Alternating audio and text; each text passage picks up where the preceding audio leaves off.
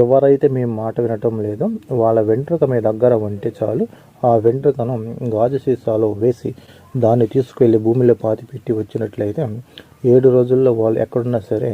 మీకు అనుకూలంగా మారి మీ మాట వినటం జరిగింది. అటువంటి పవర్ఫుల్ గల ఒక తంత్రపూర్వకంగా ఉండే